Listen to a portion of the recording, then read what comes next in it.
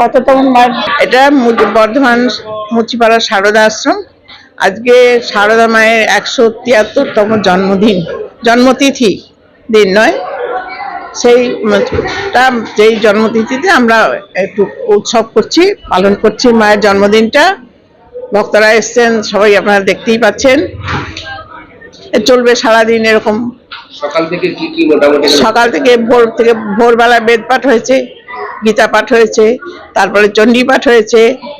এখন মায়েরা গান করবে, হোম হচ্ছে, যজ্ঞ আরম্ভ হয়ে গেছে। এরপরে মায়েরা গান, যারা যারা থাকবে গান করবে। সন্ধ্যের পরে কয়েকজন, একটা গ্রুপ আছে, ওরা এসে এখানে গান শোনাবে মাকে। আমরা দেখতে পাচ্ছি ভোগের এখানে আয়োজন করা হয়েছে। কত মানুষের ভোগের কি রয়েছে? আমরা এখানে মোটামুটি 700 লোকের আয়োজন করেছিলাম, কিন্তু মনে হচ্ছে তারও বেশি হয়ে গেছে। কত বছর ধরে এখান থেকে এই 50 বছর হয়ে গেছে। 50 বছর হয়ে গেছে। কোথা থেকে মোটামুটি ভক্তরা এখানে আসেন? হ্যাঁ, ভক্তরা আসেন এরকম উৎসবে। ঠিক আছে। এর মধ্যে আমাদের প্রতিটি রামকৃষ্ণ মঠ মিশনে আজকে এই একই অনুষ্ঠান।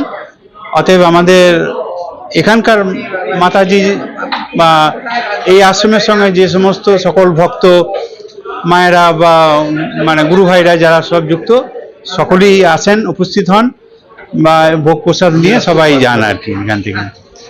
খুবই ভালো উৎসবটা, ভালোই হয় আমাদের। হ্যাঁ, আর সারা বছরই আমাদের কিছু না কিছু প্রোগ্রাম হয়েই থাকে, এমনকি কম্বল বিলি, বস্ত্র বিতরণ বা সপ্তাহে প্রতিবার অনুযায়ী সেই অনুযায়ী আমাদের ঠাকুর মায়ের পুজো পাঠ গান সবই হয় আর কি। বা অনেক ভালো ভালো শিল্পীরাও আসেন, গান টান করেন।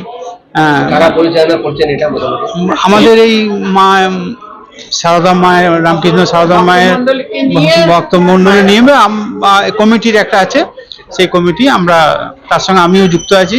হ্যাঁ, মায়ের নাম হচ্ছে এমনি নাম হচ্ছে সবিতা মা। হ্যাঁ, আমার নাম হচ্ছে অমিত কুমার ঘোষ। হ্যাঁ,